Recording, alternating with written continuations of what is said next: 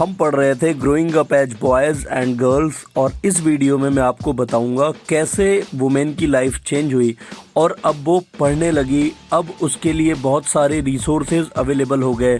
कुछ रिसोर्सेज उसके फैमिली ने डेवलप किए, कुछ रिसोर्सेज उसके लिए गवर्नमेंट ने प्रोवाइड किए। सो इस तरह से वुमेन जो हैं वो अब मेन के साथ शोल्डर टू शोल्डर वर्क करना स्टार्ट कर चुकी थी, और अब वुमेन ने भी अपनी एक पहचान बना ली थी, एक इंडिपेंडेंट एक पहचान बना ली थी इस दुनिया में। और वो भी अब मेन की तरह ऑफिसेज में काम करना स्टार्ट कर चुकी थी।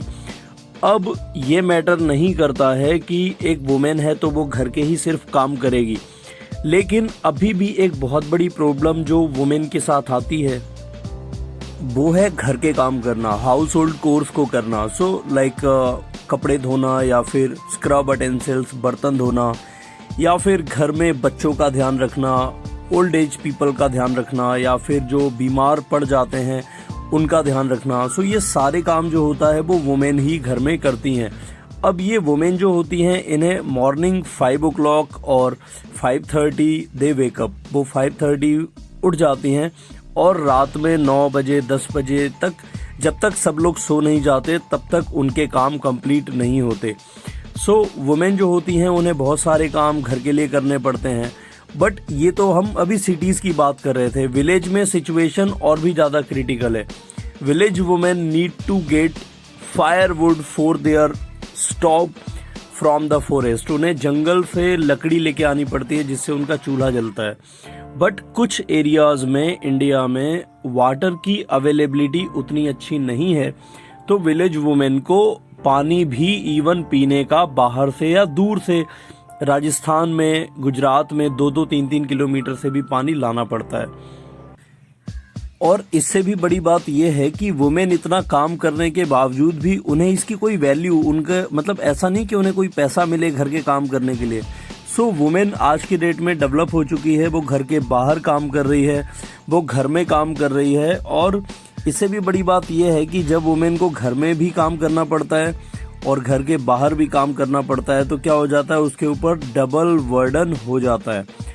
अब अगर शहरों की बात करें तो शहरों में डोमेस्टिक मेड होती है। डोमेस्टिक मेड मतलब शहरों में जितनी भी ये चकाचौंध भरी जो ये सिटीज़ हैं, इनमें हाई राइज बिल्डिंग्स में डोमेस्टिक मेड पाई जाती हैं। और ये डोमेस्टिक मेड जो होती हैं वो वहाँ पे जो लैंड लेडी होती है उनका हाथ बटाती हैं घर के कामकाज करने में। तो डोमेस्टिक मेड जो होती हैं वो भी बहुत सारे काम करती हैं घर में, बर्तन धोना जो सभी लोग करते हैं। बट इनके साथ बहुत सारी प्रॉब्लम्स हैं। लाइक एक तो इनकी सैलरी बहुत कम होती है, इन्हें इतने सारे काम करने पड़ते हैं, साथ में इन्हें अपने घर का भी काम करना पड़ता है। कभी कभी तो ये डोमेस्टिक जो वर्कर्स होती हैं ये इवन सड़कों पे आ जाती हैं और प्रोटेस्ट करने लगती हैं। जैसे यहाँ पे आप देख रहे हो, domestic work is not slavery, मतलब घर का जो काम काज है वो करना वो गुलामी नहीं है। स्लेवरी मीन्स गुलामी। सो इसके बाद एक बड़ी प्रॉब्लम ये भी है, नो लीव लो सैलरी, छुट्टी भी नहीं और सैलरी बहुत कम। अब ओवरवर्क्ड का मतलब ये तो एकदम आप देख लो कि ओवरवर्क्ड का मतलब क्या होता है। आपको समझ में ही आ रहा होगा कि एक वुमेन कितने सारे काम करती है। वो घर का भी काम करती है, बाहर का भी काम करती है। पेशेंट्स अगर उसके घर में कोई हो जाता है उसका भी देखभाल उसी को करना होता है। उसके बच्चे उन्हीं को मतलब कि ग्रो अप करने होते हैं। सो ये बहुत सारी चीज़ें जो है वो वुमेन करती है। अब बात करेंगे कॉन्स्टिट्यूशन और इक्वालिटी की। हालांकि कॉन्स्टिट्यूशन हमारा इक्वालिटी तो देता है और सभी लोगों को हमारा कॉन्स्टिट्यूशन इक्वालिटी देता है। लाइक इसको लेकर गवर्नमेंट ने भी कुछ चीज़ें की हैं, जैसे आपका राइट टू एजुकेशन, शिक्षा का अधिकार। ये आपने देखा होगा, ये वाला जो फिगर है बच्चों का राइट टू एजुकेशन वाला, सर्व शिक्षा अभियान, इसको गवर्नमेंट ने लाया और इसके हिसाब से क्या हुआ, सब पढ़े सब बढ़े, है ना। सो राइट टू एजुकेशन 2009 में आया और इसमें बेसिकली क्या था।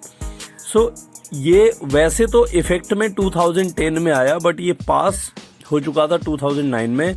और ये कहता है कि 6 to 14 ईयर्स, जो भी 6 से 14 साल के बच्चे हैं, उन सबको शिक्षा का अधिकार है और उन सबको फ्री एजुकेशन मिलना चाहिए। जो भी एक्ट पूरे देश के लिए बनते हैं, पूरे भारत के लिए बनते हैं, वो कहाँ बनते हैं? पार्लियामेंट हाउस, दिल्ली में, लोकसभा में, राज्यसभा में। सो इसके बारे में कभी और बात करेंगे आपके आने वाले चैप्टर्स में। अभी आप ये समझिए कि 2009 में ये एक्ट आता है, पार्लियामेंट हाउस में पास हो जाता है और अंडर आर्टिकल 21A आर्टिकल है इंडियन कॉन्स्टिट्यूशन का, उसके हिसाब से 6 to 14 ईयर्स ऑफ एज के जो भी चिल्ड्रन हैं उनको फ्री एजुकेशन मिलेगी। अब आप सोचोगे कि क्या रियल में ऐसा है? तो बिल्कुल ऐसा है। 6 to 14 ईयर्स के बच्चों को गवर्नमेंट स्कूल में अगर आप देखो तो उन्हें बुक के भी पैसे नहीं लगते, फीस के भी पैसे नहीं लगते, साथ में उन्हें ड्रेस भी फ्री मिलती है और खिचड़ी भी फ्री में मिलती है।